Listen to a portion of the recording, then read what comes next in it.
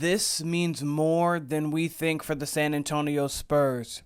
Mitch Johnson, of course, our new head coach, speaks about our future, but there are multiple things from that quote that we can take away from, and we are now starting to work out draftees, the first LJ Cryer out of Houston. This means more than we think, and we're going to break that down here on Spurs Digest with your host, Keenan Warner. And if you guys haven't yet, make sure you take a spur of the moment, get every Spurs moment by hitting that subscribe button so you don't miss all the great content we have coming for you. But as we know, the San Antonio Spurs have passed the torch from the first time in 29 seasons. New head coach Mitch Johnson. We got Mitch Johnson this year, and of course he came in on the fly from what happened from the mild stroke from Gregg Popovich. He looks like he's in good spirits now. Glad he's still with the organization, of course, but he's officially taking over for Popovich, and the Spurs have new sights set on their future. With Victor Wembanyama, De'Aaron Fox, Stephon Castle, Jeremy Sochan, Devin Vassell, and other key players on the roster, the Spurs have been linked to superstars like Kevin Durant and Giannis Antetokounmpo, although looking ahead to the offseason, Johnson is not concerned about the moves the front office can make. And of course, he should not be concerned with those moves. When they get put on his doorstep, when they get put on his desk and say, hey, we may have this package for KD, what do you think? Hey, we may have this package for Giannis, what do you think? Or it can be hey, we have this for Cam Johnson. Hey, we have this for another big. Hey, we have this for whomever. That's when he needs to be concerned about that. But right now, he is in the perfect mindset and what he should be. Instead, he wants to focus on the roster he has and worked with last season. Beating the drum of internally improving, that has been a long part of the Spurs way. And Brian and Josh talked about this yesterday, about these two quotes here that he gave that really stuck out. The thing that I will be most focused on this offseason will be the current group of guys and the current players on this roster right now and get them as much better as we can in that time allowed. And then obviously, Brian and the rest of the group will do their due diligence to see what partnerships and discuss basically what moves can go forward, and as we are, but I think my sweat, equity, and time will be devoted to these current guys right here and continue to get them as improved as we can. And I'm really glad that that's his mindset. But the part I want to focus on more is that Brian and the rest of the guys are going to do their due diligence, and it's because as Mitch is in the perfect spot to do his thing and to understand that, okay, these are the players here, this is what we're going to do. For the first time ever, Pop can just worry about the personnel.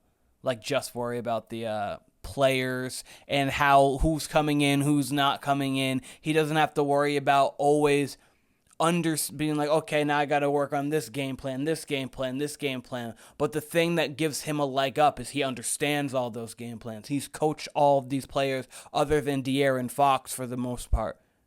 So, he has gotten a grasp already of how these players operate. So he is going to be able to make even better moves than certain GMs could. And of course, I'm not saying Brian or anything is bad, but some of these other GMs who are making to questionable moves, you have Gregg Popovich in the room who we can now say, actually that wouldn't work with Wemby. And they're like, okay, we get it, because you think something as oh, hey, maybe this player fits there, but he actually doesn't fit there as well as you think. So the fact that Gregg Popovich is there, plus you've got Brian and the rest of the guys that are there in the front office going to make these decisions, I truly believe that we're going to be making moves this offseason. Whether it is small or big, there are just too many bigs in free agency. There are too many good players in this draft, and there are too many pieces that we have that we can move on. And we've seen multiple reports come out that now we're on a more accelerated time clock because of the ascension and how good Wemby is already. And we have the talent, we have things around him. We just need the finishing pieces to make that go the next level. We're seeing right now what veterans mean to the NBA. So you see a veteran squad like the Warriors. You see a veteran, they beat the Rockets and they just won game one. You see veteran squads like the Nuggets who have been through series. They were able to steal one. The Pacers, they may not feel like a veteran squad, but Miles Turner's been in the league for a while. Pascal Siakam's been to it and won a championship. Tyrese Halliburton has been on a few playoff runs. Yet they have veterans on that team, plus the youth. We see what they're doing, and obviously they're playing a veteran Cleveland team too. Cleveland just let go of the ropes. We see the New York Knicks. We see a lot of players who are veterans who are going.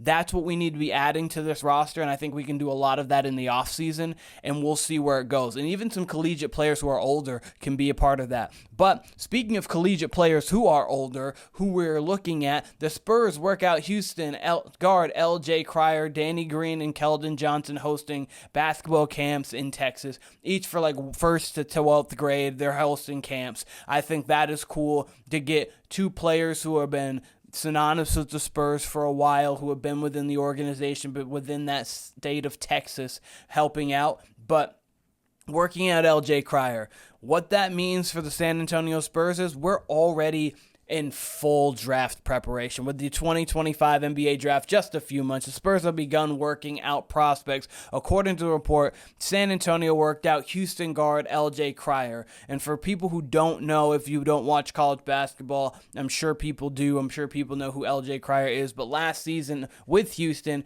averaged about 16 points a game, 2 rebounds, 2 assists, 42% from the three-point line, 41% from the field. L.J. Cryer is a small guard, and I understand that we do have guard depth. We have, depending, Chris Paul will be coming back, but for the people for sure we have De'Aaron Fox, Stephon Castle at the moment. So we have guards and we have the ability to play well. But the thing that we're missing, I did a video on it last time, bigs shooting.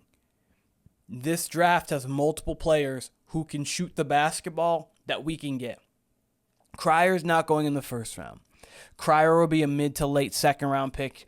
He on some boards he's there, other boards he's not. Depends on the big board, depends on what you see. He's going to be meeting with 12 other teams, so there is some interest in the kid. And the thing about him is he's older, he is a veteran. He can come in there and he knows how to pick and choose his spots. Whether he makes the team or not, the thing about players like this is they're hungry and they want to get there. They're going to push the players like Blake Wesley. They're going to push the players like Julian Champagnie. These guys who are not solidified to get rotational minutes. They're going to be pushed by these people who are hungry to get into the NBA, to get on the San Antonio Spurs roster, to make their name in the NBA landscape. So that's why these people are so important. When you get the opportunities, especially veterans like this, the collegiate veterans, the guys who have been on deep college runs, who have played in high-level games, the moments don't typically get too bright for them because they've been in high-leverage moments.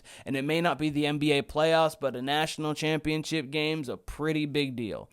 Final Four is a pretty big deal. So you get into these high-leverage spots and you get to a position where, okay, we understand what we have to do in this moment, and it comes down to the fundamentals and not thinking about it too much, which is why veterans are so important, which is why Brian, Gregg Popovich, and the rest of the crew are going to go out there, and I feel like they're going to make splashes.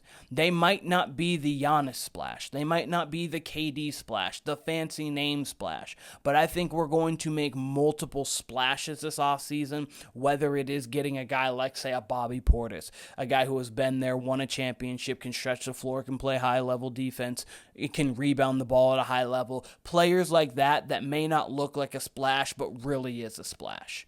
But again, I wanted to say this because I haven't yet. Congratulations to Mitch Johnson on getting the job. I know you have had kind of mixed bag of reviews, even reading just through the comment section through our Spurs Digest channel, on you not being a great head coach to you having promise. But if Gregg Popovich sees something in you, that means you're doing something right. So congratulations to you. L.J. Cryer, I hope the best for you moving forward in your draft and your escapades and journey to the NBA. But Let me know what you guys think about LJ Cryer, if you think he would fit our team and where you think you would want to get him. Let me know what you think about the future of the San Antonio Spurs when it comes to Mitch Johnson being head coach, and for Gregg Popovich and the rest of them to see what they're going to do this offseason. What do you want to happen with the San Antonio Spurs? But this has been Spurs Digest with your host, Keenan Warner.